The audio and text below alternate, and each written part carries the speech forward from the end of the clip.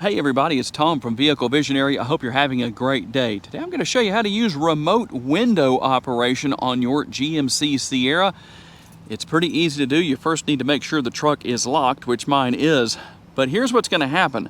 I'm going to hit the unlock button twice. On the second push, I'm going to hold the button down. So here's what's going to happen. You'll notice that the windows are coming down.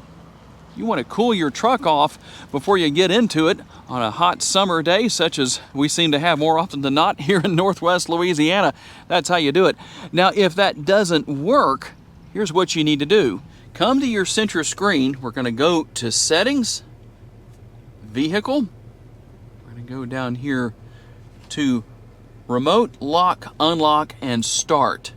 And then you're going to scroll right down here to Remote Window Operation. You want to make sure that is checked to on. When it's grayed out like that, it obviously isn't on. Make sure it is. You can also click into this area and make sure it's either on or off, depending on what you would want to do. You might want to turn it off, I don't know. But if you're looking for how to use this particular feature, now you know. If there's another tutorial you would like to see me make, whether it's on a GMC Sierra or anything else, please tell me down in the comments section. Thanks for taking the time to watch. I'll see you next time.